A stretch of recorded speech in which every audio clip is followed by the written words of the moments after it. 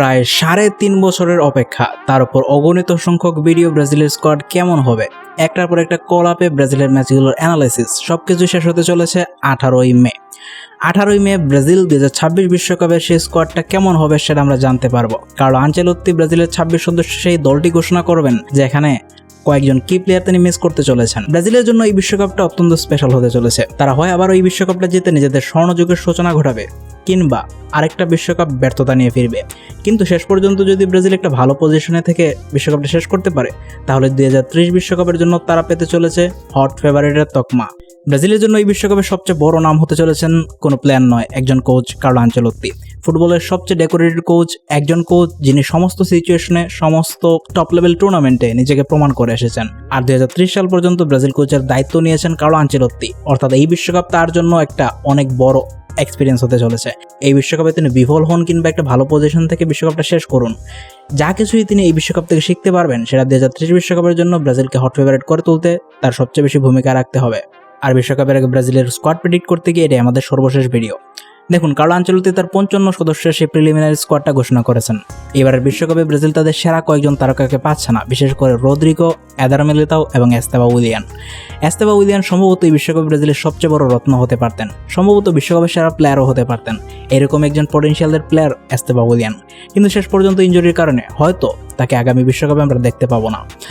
অপরদিক দিয়ে Eder Militao ছিটকে গিয়েছেন লম্বা সময়ের জন্য। এই নিয়ে টানা 3 সিজন তিনি ইনজুরিতে আক্রান্ত হয়ে পড়ে আছেন।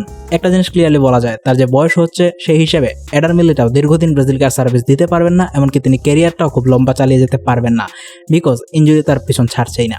অপরদিক দিয়ে রদ্রিগোর মিস হওয়া ব্রাজিলের জন্য খুব বেশি বাজে সংবাদ না, এই জন্যই যে রদ্রিগোর ফর্ম যে অবস্থায় ছিল, সে কিন্তু ব্রাজিল দলে স্টার্ট করার সম্ভাবনা অনেকটাই কম ছিল তার।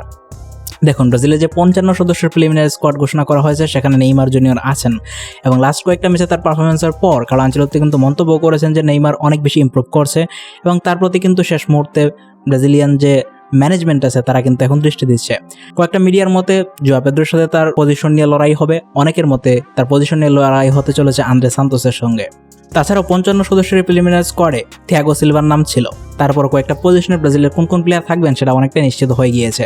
দেখুন, গোলকিপিং পজিশনে ব্রাজিলের 4টাই চয়েস আছে, এডারসন, এলিসন, বেন্তো এবং হুগো সোজা। এর মধ্যে এডারসন, এলিসন এবং বেন্তো এই 3 জনের নামকেই সবাই এগিয়ে রাখছেন। এলিসন টানা 2 মাসের ইনজুরি পর মাঠে ফিরেছেন। এই জিনিসটা ক্লিয়ারলি বলা যায় যে এলিসন তার সর্বশেষ বিশ্বকাপ খেলতে চলেছেন এবং ব্রাজিল জার্সিতে তিনি তার ক্যারিয়ারের শেষ দিকে চলে এসেছেন। ইনজুরিতে বারবার জর্জরিত হচ্ছেন এবং সম্ভবত ফিউচারে তিনি লিভারপুলও ছাড়তে চলেছেন। সো ক্যারিয়ারের শেষ দিকে তিনি চলে এসেছেন। তবে গোলকিপিং পজিশনে ব্রাজিলের সবচেয়ে বড় যে সমস্যাটা সেটা হচ্ছে পেনাল্টি। বিশ্বকাপে ব্রাজিলের অনেকগুলো ম্যাচে টাই ব্রেকারে যাবে, আর সেই ম্যাচগুলোতে ব্রাজিলের জয়ের সম্ভাবনা অনেকটাই কমে যায়, যেহেতু ব্রাজিলের মানসম্মত পেনাল্টি সেভার নেই। সেক্ষেত্রে হুগো সোজার নামটা অনেকেই সাজেস্ট করছেন, অনেকেই বলছেন যে শেষ পর্যন্ত এই প্লেয়ারটাকে গোলকিপার হিসেবে যাতে থার্ড পজিশনে অন্তত নিয়ে যাওয়া হয়। তবে শেষ পর্যন্ত দেখা যাক কি ডিসিশন হয়। এখন পর্যন্ত ট্রেন্ড যা বোঝা যাচ্ছে, এলিসন, এডারসন এবং বেন্তো 3 জনই যাচ্ছেন বিশ্বকাপে। ব্রাজিল তাদের ডিফেন্সে 9 জন প্লেয়ার নিয়ে যেতে চলেছে, এরকমটাই বিভিন্ন গণমাধ্যম তুলে ধরছে। সেখানে 9 জন প্লেয়ার হিসেবে আলেক্সান্দ্রো, ওয়েসলে, ডগলাস সান্তোস, দানিলো, ব্রাইমার, লিও পেরেরা, মার্কিনোস, গ্যাব্রিয়েল এবং ইভানেস এই পজিশনগুলোতে জায়গা পেতে চলেছেন। এর মধ্যে লিও পেরেরা এবং ইভানেস শেষ মুহূর্তে জাতীয় দলে ঢুকেছেন। ব্রাজিল জাতীয় দলের রাইট ব্যাক পজিশনে ওয়েসলি ছাড়া আর কোনো বিকল্প না থাকায় এখানে ইভানেস ছাড়া আর কোনো অপশনই ছিল না এবং ইভানেস মোটামুটি ভালো একটা পারফরমেন্স করেছে। লিও পেরেরার ক্ষেত্রে হয়তো তাকে স্টার্ট করানো হবে না। গ্যাব্রিয়েল এবং মার্কিনোসের জুটি ব্রাজিলকে বিশ্বকাপে সবচেয়ে বেশি সার্ভিস দিতে চলেছে। দানিলোকে যতটুকু জানা যাচ্ছে তাকে অনেকটা লিডারশিপের জন্যই নিয়ে যাওয়া হচ্ছে। তিনি ম্যাচ হয়তো একদমই খেলবেন না, অনেকটা গত বছরের ড্যানি আলভেজের মতোই। অপরদিক দিয়ে লেফট ব্যাক পজিশনে ডগলাস সান্তোসের স্টার্ট করার সম্ভাবনা সবচেয়ে বেশি। তিনি দুর্দান্ত একটা ম্যাচ খেলেছেন, তবে শেষ পর্যন্ত সেই আলেক্সান্দ্রোকে নিয়ে যাওয়া হচ্ছে, যার থেকে হয়তো খুব বেশি আশা করার সুযোগ নেই। ব্রাজিলের যে মিডফিল্ড এই পজিশনে কার্লো আনচেলত্তি খুব বেশি ডেপথ খুঁজে পাননি, যার কারণে তিনি খুব বেশি প্লেয়ার নিয়ে যাবেন না। যতটুকু জানা যাচ্ছে 4 থেকে 5 জন প্লেয়ার তিনি এই পজিশনে নিয়ে যেতে পারেন। সেক্ষেত্রে ক্যাসেমিরো ব্রাজিলের আউটস্ট্যান্ডিং পারফর্মার, বিশ্বকাপের ঠিক আগে তার এই ধরনের দুর্দান্ত পারফরমেন্স ব্রাজিলকে অনেক বেশি আত্মবিশ্বাস যোগাবে। তার বদলি হিসেবে ফাবিনোকে নিয়ে যাওয়া হচ্ছে। 18 বিশ্বকাপের স্মৃতি আমাদের সবারই মনে আছে, ক্যাসেমিরো না থাকলে দলের পুরো মিডফিল্ডটা ভেঙে পড়বে। সেক্ষেত্রে সবচেয়ে বেস্ট যে সাবস্টিটিউট হতে পারে সেটা হচ্ছে ফাবিনো, এবং এখন পর্যন্ত ক্যাসেমিরোর এর চেয়ে ভালো রিপ্লেসমেন্ট ব্রাজিল খুঁজে বের করতে পারেনি। ইনজুরি থেকে ফিরেছেন ব্রুনো গিমারেস, ব্রাজিলের সবচেয়ে বড় তারকাদের একজন হতে চলেছেন তিনি বিশ্বকাপে, এই নিয়ে কোনো সন্দেহই নেই। তার সাথে লাস্ট ক্লাবে দানিলো যে পারফর্ম করেছেন তার জায়গাও কিন্তু অনেকটাই নিশ্চিত। ক্লাবের হয়ে দুর্দান্ত ফর্মে আছে, শেষ মুহূর্তে জাতীয় দলে ঢুকে যাওয়া এই ড্যানিলোর প্রতি অনেকেরই দৃষ্টি থাকবে। আর শেষ পর্যন্ত লাস্ট পজিশনটার জন্য লড়াই হতে পারে পাকেতা, আন্দ্রে সান্তোস এবং গ্যাব্রিয়েল সারার মধ্যে। তো এই পজিশনে এখন পর্যন্ত আন্দ্রে সান্তোস অনেকটাই পিছিয়ে পড়েছে, বিকজ জাতীয় দলে তার সেই পারফরমেন্স, সেই ইয়ত লেভেলের সেই আন্দ্রে সান্তোসকে আর খুঁজে পাওয়া যায়নি। তো এখানে কিন্তু তার লড়াইটা শেষ পর্যন্ত নেইমারের সাথেও হতে পারে শেষ পজিশনটার জন্য। যদিও মিডফিল্ডে আমার মনে হয় আরেকজন প্লেয়ার হয়তো নিয়ে যাওয়া হতে পারে এবং এটাকে একজন প্লেয়ার কমানো হতে পারে।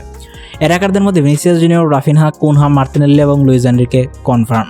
তাদের সাথে এনরিক এবং ইগোর থিয়াগোর জায়গাও অনেকটাই নিশ্চিত হয়ে গিয়েছে। লাস্ট পজিশনটা, যেটার জন্য সবার চিন্তাভাবনা রয়েছে, জোয়া পেদ্রো, ফ্লামেঙ্গোর পেদ্রো এবং নেইমারের মধ্যে এখানে সবচেয়ে বেশি বিবেচনা চলছে। ESPN ব্রাজিলের মতে শেষ পর্যন্ত হয়তো পেদ্রোকে বাদ দিয়ে নেইমারের প্রতি হয়তো দৃষ্টি দিতে পারেন কার্লো আনচেলত্তি। তবে একটা জিনিস ক্লিয়ার, পেদ্রো যে ধরনের প্লেয়ার, সে এখন পর্যন্ত জাতীয় দলে একটা গোল করতে পারেনি, জাতীয় দলের পারফরমেন্স খুবই ভালো না। সো এই পজিশনে যদি শেষ পর্যন্ত পেদ্রোকে না নিয়ে যাওয়া হয় তাহলে আমরা অবাক হওয়ার কিছুই থাকবে না। শেষ পর্যন্ত নেইমারের ব্যাপারে যেটা বলবো, নেইমারের বিশ্বকাপ খেলার সম্ভাবনা অনেকটা কম। তবে শেষ পর্যন্ত যদি সেই চমকটা হয় তাহলে আমি মনে করি যে ব্রাজিলের এই বিশ্বকাপ সাইকেলে তৃতীয় চমক আমরা পেতে চলেছি।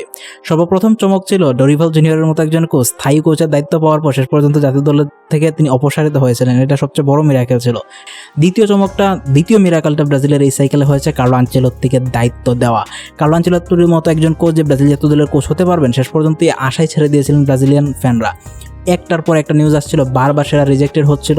সো এটা আমরা ক্লিয়ারলি বুঝতে পারি যে দ্বিতীয় যে মিরাকেলটা, এটা ব্রাজিলিয়ান ফুটবল ইতিহাসের সবচেয়ে বড় মিরাকেল হতে পারে শেষ পর্যন্ত, যদি কার্লো আনচেলত্তি 2030 সাল পর্যন্ত অন্ততপক্ষে একটা বিশ্বকাপ ব্রাজিলকে এনে দিতে পারেন। আর থার্ড মিরাকেল হতে পারে শেষ পর্যন্ত নেইমারের এই বিশ্বকাপটা খেলা, নেইমারের চতুর্থ বিশ্বকাপ। এই বিশ্বকাপে শেষ পর্যন্ত যদি তিনি জায়গা করে নিতে পারেন তাহলে এটা তার বিশ্বকাপের সবচেয়ে সেরা আসরগুলোর একটা হতে পারে। তার শেষ বিশ্বকাপ তিনি তার জান প্রাণ দিয়ে লড়তে চাইবেন, কিন্তু শেষ পর্যন্ত সেই ফিটনেস নিয়ে কোয়েশন রয়েছে। কার্লো আনচেলত্তি এখন পর্যন্ত কতটুকু আশাবাদী বা কতটুকু ইন্টারেস্টেড সেটা আমরা 18 তারিখে জানতে পারবো। তো আপনার মতামত কমেন্টে জানিয়ে দিন। আর স্কোয়াড নিয়ে খুব বেশি ভিডিও থাকবে না, 18 তারিখে স্কোয়াড ঘোষণা হওয়ার পর সেটা নিয়ে ভিডিও থাকার চেষ্টা করব এবং অন্যান্য দলগুলোর মধ্যে ফ্রান্স, বেলজিয়াম সহ কয়েকটা দল নিজেদের স্কোয়াড ঘোষণা করেছে, সেগুলো অ্যানালাইজ করার চেষ্টা করব। So thank you for watching this video. আর চ্যানেল নতুন হলে অবশ্যই চ্যানেলটা সাবস্ক্রাইব করে পাশে বেল বাটনটা অন করতে ভুলবেন না। ফেসবুক পেজে নতুন হলে ফলো করতে ভুলবেন না, ভিডিওটা শেয়ার করতে ভুলবেন না।